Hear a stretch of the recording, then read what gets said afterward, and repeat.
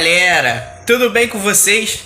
Galera, o vídeo dessa semana é um vídeo bem legal, um vídeo com a pegada bem histórica que envolve o país de forma geral e também envolve um pouquinho da nossa cidade aqui de São Gonçalo, né? Vocês sabem que a gente está vivendo períodos históricos muito presentes e a gente vai comemorar esse ano 200 anos da independência, que eu vou fazer um vídeo para vocês. E também a gente está comemorando 100 anos de uma semana que envolve muita coisa e bem interessante. Então, galera, bora pro vídeo? A gente vai trabalhar sobre os 100 anos da Semana de Arte Moderna de 1922. Então, galera, vamos pro vídeo. Bem, pessoal, a Semana de Arte Moderna ela aconteceu de 13 a 17 de fevereiro de 1922. Ela aconteceu no Teatro Municipal de São Paulo. Aí vocês se perguntam, por que no Teatro Municipal de São Paulo? Porque ali era um local que era metrópole e tinha o apoio de vários políticos, né? Em especial de um político que ia se tornar um dos nossos presidentes, e tinha um apoio também da indústria local. A Semana de Arte Moderna ela reuniu vários atores, músicos, poetas, escritores, compositores, pintores e várias outras vertentes da arte, né? E vale salientar que é tanto brasileiro quanto estrangeiros. Para a gente entender um pouco sobre a Semana de Arte Moderna, a gente tem que entender que o período do começo do século XX, né, ele é um período recheado de movimentos históricos e dentre eles a gente tem o modernismo. E o movimento modernista, né, ele também é um movimento cultural, artístico e principalmente político, né? Ele começa no final do século XIX e vai até o início do século XX. A gente tem grandes expoentes do modernismo, né? Ele surge na Europa, como eu falei, no final do século XIX e chega aqui no Brasil com força no início do século XX. Aí vocês devem se perguntar por que o modernismo ele é tão importante, né? E por que ele surgiu aqui, ele teve essa pegada no Brasil nesse começo do século XX? Ele visa um rearranjo, um melhoramento da questão artística e cultural no Brasil e no mundo de forma geral. E tinha como implementação as questões urbanas e industriais, né? Uma visão mais urbana, mais industrial das cidades, tirando essa visão que a gente tinha de uma cidade mais bucólica, de uma cidade muito interiorana, de um país muito interiorano. Vemos que o modernismo, como eu falei, ele tem o seu surgimento, o seu ápice, logo após o fim da Primeira Guerra Mundial, mais precisamente entre 1917 e 1918. E vale salientar que foi considerado a Grande Guerra até então, né? Até esse período de 17, 18. E foi a guerra mais brutal que a gente até então tinha visto. E os historiadores e pesquisas estimam que a guerra matou cerca de 20 milhões ou mais de 20 milhões de pessoas. Vocês devem estar se perguntando, mas como é que o modernismo surgiu no Brasil? Como é que ele chegou no Brasil? Ele chegou ali nas primeiras décadas do século XX. Ele chegou mais precisamente em 1910. E ele era pautado aqui no Brasil nas questões da revolução urbana, né? Da reformulação da arte, né? Buscando a arte voltada mais para a questão urbana, industrial, menos da questão bucólica, de uma cidade mais interiorana e de uma pintura, uma arte, uma cultura mais ligada ao interior. E agora a gente tem uma pintura, uma cultura, uma arte ligada mais aos centros urbanos também.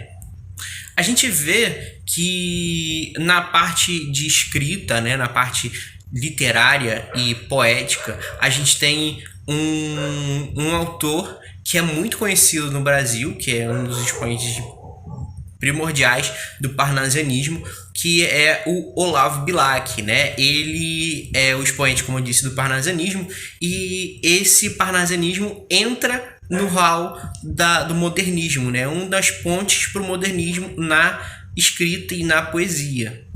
Um outro tipo de expoente que a gente tem dentro das artes, mas agora pautado na pintura, é sobre o academicismo, que é um dos expoentes que engloba a arte que a gente está, como eu falei para vocês, ligada ao modernismo, né? Ela é ligada muito à questão dos sentimentos e à questão também da estética. A estética é muito importante para o modernismo, principalmente com a questão da simetria. Vemos que em 1914, com a pintora Anita Malfatti, ela faz a sua primeira exposição de quadros e de esculturas, né? A gente vê que ela é considerada uma promessa do modernismo. E cerca de 3 anos depois, em 1917, a gente tem a sua segunda exposição de artes. E vemos que essa segunda exposição de arte ela é duramente criticada pela questão artística e pelos críticos, né? A gente vê que muitos críticos foram muito duros com ela. Vamos destacar, uma das críticas é que as obras de Anita Malfatti, para esse crítico, era considerado uma questão decadente, uma questão feia, uma estética muito feia. E pasmem, vocês vão ficar tipo, como assim, gente? Quem fez essa crítica foi nada mais, nada menos que o Monteiro Lobato. Sim, o nosso escritor de Sítio do Pica-Pau Amarelo e de outras obras que são icônicas no Brasil. As críticas de Lobato, né, fizeram com que muitos artistas defendessem o movimento de modernismo, né?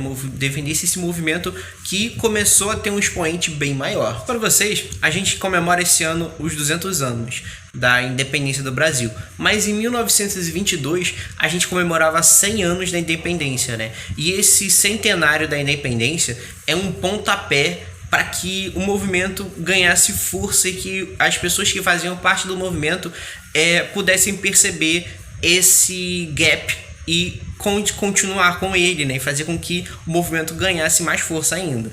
A gente vê que 2 autores, né, muito importantes, posteriormente, eles falam sobre essa questão da independência do Brasil, do centenário da independência do Brasil, que são os escritores, né, Oswald de Andrade e Mário de Andrade, né? Eles defendiam que esse movimento é um movimento muito importante, que esse momento era um momento muito importante, né? E que era para refletir não só nas questões políticas, mas principalmente nas questões artísticas, culturais, e que era um grande momento para a arte crescer. Ver que o modernismo ele tem apoio, né? Ele começa a ter um apoio maior.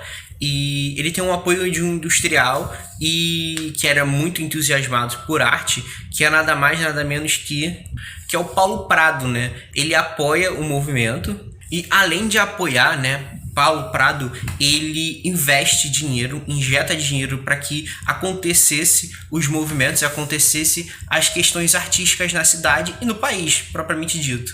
Ele também utilizou da sua influência política, né? E vale lembrar também que ele também convenceu que outras pessoas também fizessem parte, né? Uma delas era o nosso querido Aranha, né? O nosso querido ministro do Ministério Exterior, nosso diplomata. Ele também faz parte do movimento, ele faz parte desse movimento também, né? Mas ele faz parte para poder dar uma legitimidade à semana de 22, né? Para poder dar um peso a mais.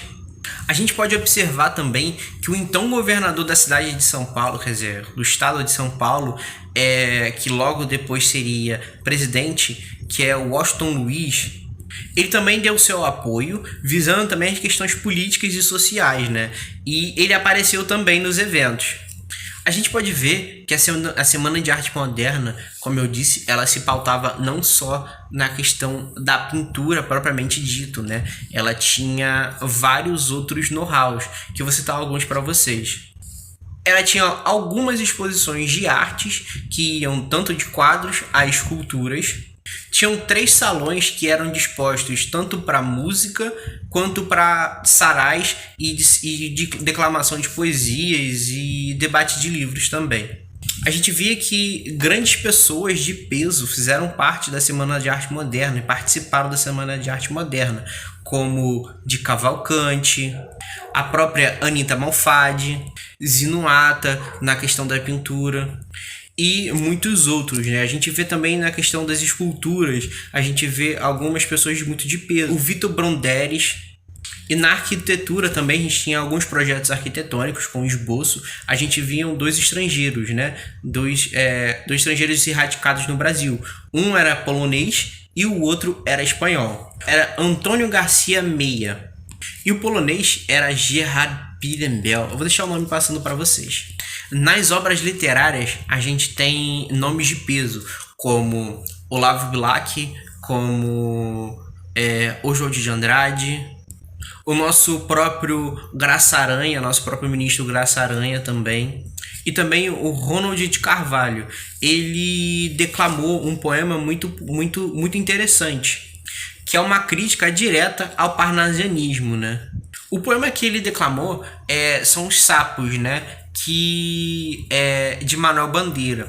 Aí vocês se perguntam, por que ele declamou esse poema? Manuel de Bandeira, ele foi chamado para participar, mas ele não pôde ir porque ele estava passando por uma crise muito forte de tuberculose. Ele estava de cama, estava muito doente. Então, o Ronald, ele declamou esse poema dele. Na parte musical, a gente tem Sioná Moraes e temos também nada mais, nada menos que o nosso querido compositor e maestro Heitor Villa-Lobos. A gente pode observar que a Semana de Arte Moderna ela é uma questão muito pioneira e uma questão de start para a arte brasileira, né? Ela abre portas para a arte brasileira. E vemos que ela influencia outros autores, outros músicos, outros pintores, outros artistas de modo geral, e também influencia a questão de novas inserções sociais e principalmente novos movimentos, né? Aí vocês se perguntam, né? Eu me perguntei quando eu estava fazendo esse roteiro. A arte da semana de 22, vocês acham que ela veio para romper, para criar novas, quebrar as barreiras? Eu creio que para a época não, porque o que eles queriam era ressignificar, era reestruturar a questão artística no Brasil, né? E muitos artistas ali sofreram negativamente, tiveram muitas críticas, tiveram muitas baixas, né? E eles acabaram vendo a questão da Semana de Arte Moderna como um outro patamar, como uma questão mais de ressignificação.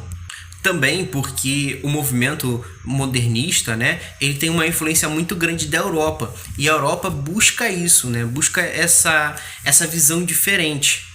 A gente pode observar também que tem uma crítica surgindo, né, sobre essa questão de importar a questão artística da Europa, que o escritor Andrade, se eu não me engano, se não for o Oswald de Andrade ou se foi o Mário de Andrade, ele faz uma crítica sobre o texto, né, que é A Escrava que Não Era Isaura, que era justamente isso, a questão da arte nacional e de como as pessoas viam essa importação da arte em detrimento ao nacional, ou como o nacional se importava sobre isso.